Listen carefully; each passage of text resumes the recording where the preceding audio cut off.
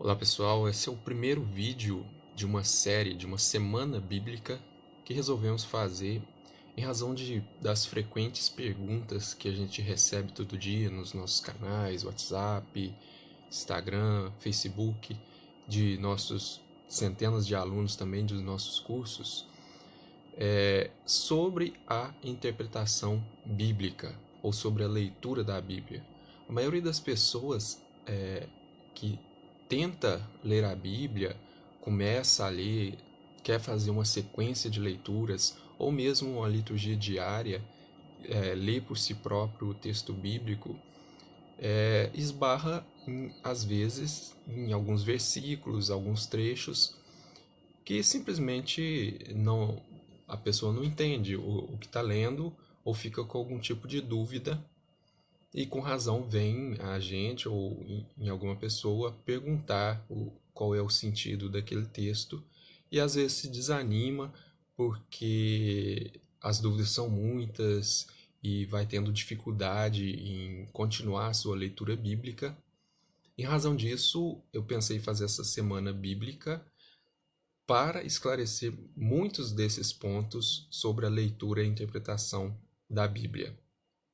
Primeiramente, dizer o seguinte: para o católico,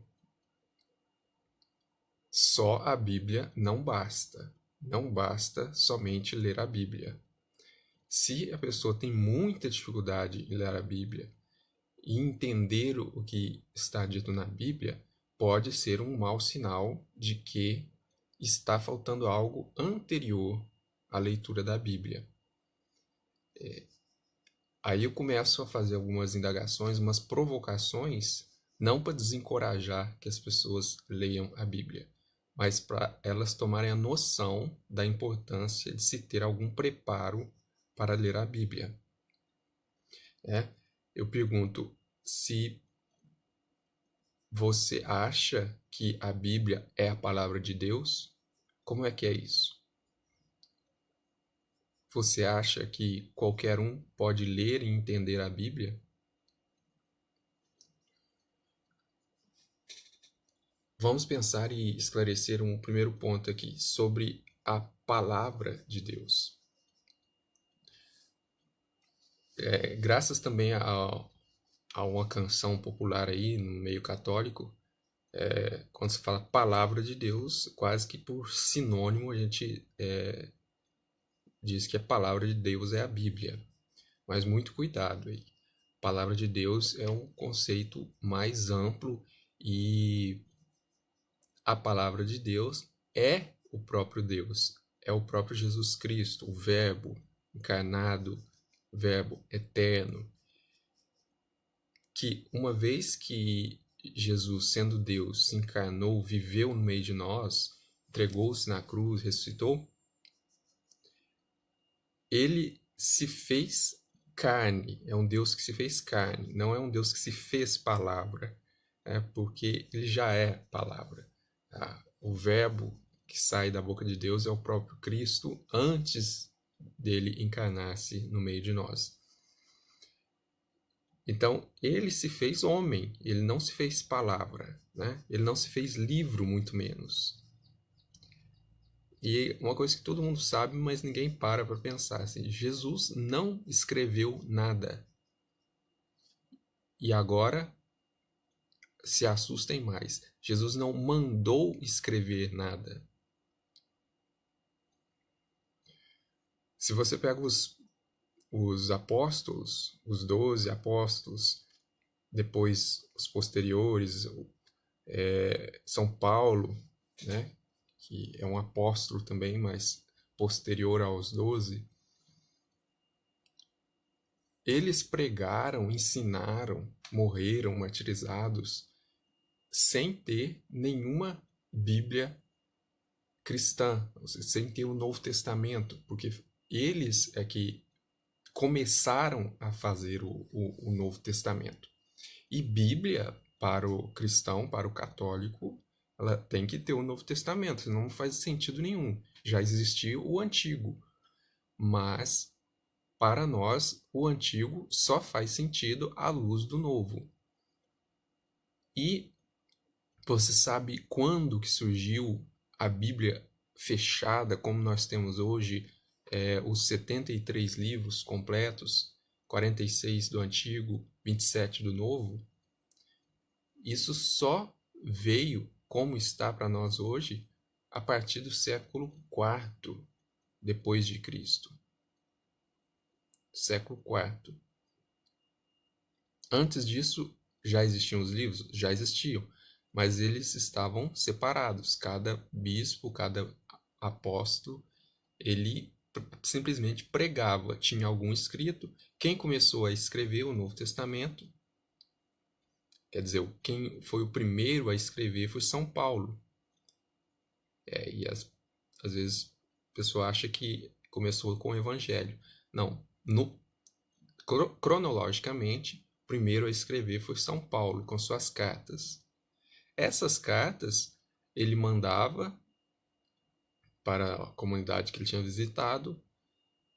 Por exemplo, Tessalônica, ele foi provavelmente a primeira carta escrita do Novo Testamento, foi aos Tessalonicenses. E essa carta era lá lida na Assembleia, na liturgia. E foi assim que foi iniciando o processo de escrita do Novo Testamento. E depois essas cartas eram trocadas entre comunidade. Olha aqui o que o apóstolo Paulo escreveu para a gente. Aí ia trocando, ou um missionário levava essas cartas, cópias, copiado à mão, em pergaminho, em papiro. E assim foi nascendo a Bíblia do Novo Testamento. O Antigo já estava escrito, mas também tinham esses problemas assim da época, né? Não havia um livro todo fechado, havia esses livros em separado. Então, por exemplo, você pega no Evangelho aquele episódio que Jesus entra na sinagoga e vai fazer a leitura, ele lá fala que ele pega e abre o rolo de Isaías, né? Então o livro era um rolo, né? Que ele lia aquele trecho. E o Antigo Testamento também sofreu esse processo de escolha dos livros, e fechamento da lista em várias etapas, e também só terminou muito recentemente, próximo a Cristo. E depois de Cristo, lá pelo ano 150, os judeus ainda questionaram alguns livros, que é o problema que a gente tem da Bíblia protestante ter menos livro que a Bíblia católica. Não é coisa recente, é coisa primeiramente dos judeus, que os judeus mais nacionalistas, eles questionaram o uso dos livros escritos em grego, que eram já usados desde o ano, quase que o ano 200 antes de Cristo, né? Foram os livros escritos nos territórios gregos lá de Alexandria. Os apóstolos, inclusive, utilizavam o texto grego. Temos muitas citações no Novo Testamento do texto grego e não do texto hebraico. Por isso a igreja utilizou a lista dos livros gregos, que é a lista maior, que tem 7 livros a mais do que a lista dos judeus nacionalistas. E posteriormente, Lutero, ele, por outros critérios, ele acaba deixando de fora os 7 livros. Ele até chegou a traduzi-los, mas não é o caso aqui de contar a história. Ele deixou de lado os 7 livros gregos. O que estamos falando aqui então, que eu estava falando, é que a Bíblia não é, em primeiro lugar, o texto do cristão, né? Deus se fez carne, não se fez livro, né? E a igreja foi sustentada desde o início pela pregação. Se a gente fosse depender de livro para a igreja ter se expandido pelo mundo inteiro, a gente não teria igreja. O cânon, né, essa lista de livros foi fechada, começou lá no século IV, né? Só a partir daí que a gente tinha só a partir do século IV a igreja tinha todos os livros, mas as igrejas locais também não tinham acesso a todos os livros, também por causa da dificuldade do material, né? Era tudo escrito à mão, copiado à mão. A imprensa, né, a gráfica, só veio surgir no século XVI, XV, XVI, que veio então a dar uma popularidade maior aos textos de modo geral, principalmente a Bíblia. A Bíblia foi o primeiro livro impresso na primeira gráfica, lá de Gutenberg. Mas já existiam as cópias manuais, que os monges, principalmente, deixaram para nós, os copistas. E olha então todo esse processo para chegar a nós um livro pronto que a gente tem hoje com maior facilidade. Se a gente fosse depender de livro, a gente não teria a igreja. Então, a igreja, ela é feita, o ensinamento de Cristo, a palavra de Deus é passada a nós, primeiramente, pela pregação. E daí surge a Bíblia. E a Bíblia, como vocês estão vendo, tem toda essa dificuldade das cópias, da transmissão do texto, das traduções, e o que acaba dificultando, às vezes, o entendimento de uma ou outra coisa por problema de tradução, problema de, enfim, de leitura mesmo, né? Que a gente está lendo um texto escrito em outra época, por isso há essas dificuldades. Agora, é bom falar outras coisas também. Se a Bíblia é esse livro que contém a palavra de Deus escrita, que traz toda essa história, ela é de fato a palavra de Deus? Já comentamos, né? Isso já comentamos e eu acrescento.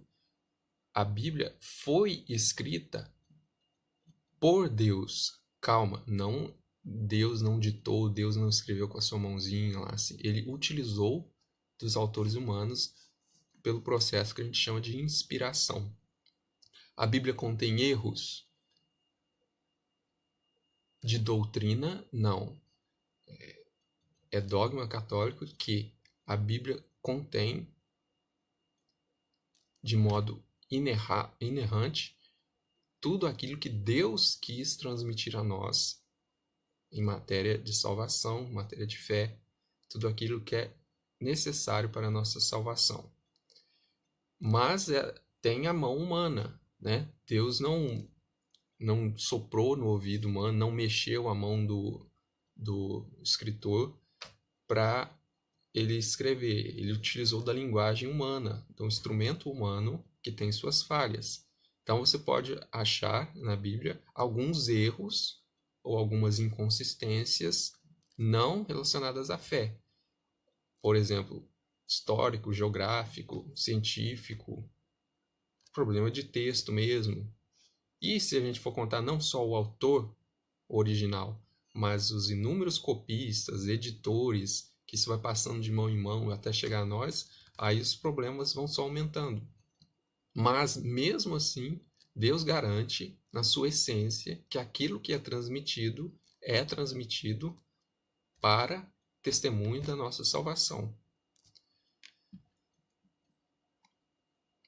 A religião cristã, a Igreja Católica, a única Igreja de Cristo, ela é uma religião da pessoa de Jesus Cristo. Ela não é uma religião do livro. Muitas pessoas confundem isso. Que surge essa expressão, né? A religião do livro. Qual é a religião do livro? Os muçulmanos, por exemplo, falam da religião do livro. O livro, eles estão se referindo à Bíblia. Então, as religiões do livro, para eles, seriam o judaísmo e o cristianismo. Mas nós não consideramos que somos uma religião do livro, porque nossa fé não se baseia no livro, não se baseia na Bíblia. Nossa fé se baseia na pessoa de Jesus Cristo, naquilo que ele fez, naquilo que ele transmitiu. Agora veja que interessante, isso depois com o protestantismo fica mais forte, essa insistência em ler a Bíblia, de que a Bíblia é a única fonte de fé, e estamos vendo aqui que não é, né? Para nós, tem primeiro a tradição oral. Se a Bíblia fosse a única fonte de fé, se a Bíblia fosse essencial para a transmissão da fé cristã, olha o raciocínio, ela teria que ter nela mesma essa verdade, né? E, no entanto, a Bíblia não fala, a Bíblia não estabelece que só o que está nela é o importante, é o essencial para a nossa fé. Você não vai achar na Bíblia o princípio de Lutero lá, sola scriptura, né? Somente a Escritura. Isso é uma coisa que veio da cabeça dele. A Bíblia não fala quais os livros deve conter a Bíblia. Quem fez isso foram os bispos católicos a partir do século IV. Então, só a Bíblia não basta. Então, onde que eu quero chegar com toda essa explicação, esses questionamentos? Eu não quero que você chegue à conclusão de que você não deve ler a Bíblia. Eu não quero que você chegue à conclusão que a Bíblia não é importante. Pelo contrário, a igreja venera as Escrituras. É um texto até difícil da Dei Verbum, porque ela fala que a igreja venera as Escrituras tal qual o corpo de Cristo. A gente, como que colocou lado a lado o corpo de Cristo, a Eucaristia e as Escrituras. Mas atenção na palavra, usa a palavra venera, a gente não adora as Escrituras, né? Então, eu quero chegar para concluir esse primeiro dia na conclusão de que a Bíblia é importante, mas há algo muito maior atrás da Bíblia, anterior à Bíblia, que a gente precisa entender. Então, antes de começar a entender a Bíblia, a propriamente ler a Bíblia e entender, a gente tem que entender a doutrina da igreja. Você não precisa ler a Bíblia para ser um cristão. Você não precisa ler a Bíblia. Você precisa ouvir o que está na Bíblia e praticar. Existem inúmeras passagens na própria Bíblia que diz isso. Por exemplo, Jesus não mandou escrever, eu já falei isso daqui, ele não mandou ide escrevei o que eu estou dizendo, não. Ide ensinai a todas as nações. Ide anunciar. Né? É tudo oral. Você pode fazer um paralelo até com o Antigo Testamento mesmo. Quais são os mandamentos da lei de Deus? O que Deus mandou fazer para a gente ser salvo? Qual é o primeiro mandamento? Um segundo para pensar. Tinha um professor que brincava assim, o primeiro mandamento não é amar a Deus sobre todas as coisas. Deus começou dizendo o seguinte, escuta Israel. Né? O primeiro mandamento seria escutar. Né? É claro que o primeiro é amar a Deus. Aqui é uma brincadeira com o próprio texto, porque o texto diz que Deus mandou escutar em primeiro lugar. Escuta Israel. Né? Então, continuando lá na Bíblia, se a gente pega alguns provérbios lá, assim, fala do perigo que é de colocar as escrituras na mão de quem não a entende, né? Tem uma comparação assim que assim como um espinheiro está na mão de um bêbado, está a escritura na boca de um ignorante. Né? É um perigo, porque você pode tirar ali qualquer conclusão que você quiser. E lá de São Paulo a gente tem também alguns textos duros contra o próprio texto bíblico. No caso, ele falava do Antigo Testamento. Se fala, a letra mata. A letra mata. E é o que Jesus também já falava contra os fariseus, né? Eles conhecem a Escritura de cabo a rabo, decorado, como muitos aí hoje conhecem. Mas eles conhecem da boca para fora, eles não entendem. A letra mata. O Espírito é que vivifica. ou seja, o espírito do próprio texto, o que Deus quis dizer nesse texto, não é o que eu acho que está escrito nesse texto. E Jesus fala também que o importante não é aquilo que está escrito, né? Mas aquele que ouve a palavra de Deus e a observa. Ainda tem o aspecto da observância. Aquele que ouve é o aspecto da fé, né? Aquilo que eu devo crer, aquilo que está sendo anunciado. E a observância, as obras, o que eu faço a partir da palavra de Deus. Conhecer a Bíblia por conhecer, o próprio diabo conhece, né? Temos o relato da tentação de Cristo, que ele usa as Sagradas Escrituras para tentar seduzir a Cristo.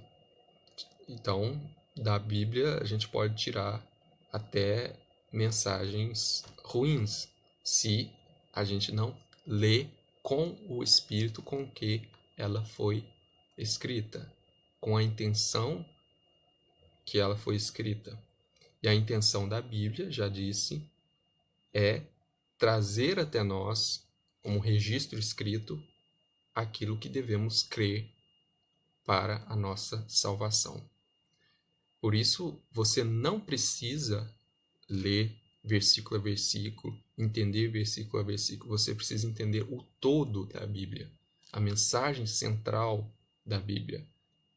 Cada texto ele deve estar em concordância com a unidade das Escrituras e com a unidade da fé da Igreja, que de onde a Bíblia veio e no único lugar que ela faz sentido é dentro da fé da Igreja, que é de onde ela nasceu. Eu vou encerrar aqui esse assunto para não ficar muito grande. Amanhã a gente volta continuando esse assunto e já introduzindo um pouco o conceito de interpretação, como eu devo ler a Bíblia, o que eu preciso saber antes para iniciar a leitura da Bíblia e para começar a compreender a Bíblia. Não percam o próximo vídeo, que também eu vou trazer algumas novidades aí durante essa semana bíblica, trazer aí algumas ferramentas para a gente ler e entender a Bíblia juntos. E espero que vocês gostem. Comentem aí e esse vídeo vai ficar gravado, mas tentem acompanhar no dia a dia a sequência desses vídeos. E tragam suas perguntas para os comentários também, suas sugestões, suas dúvidas, para a gente enriquecer os próximos dias.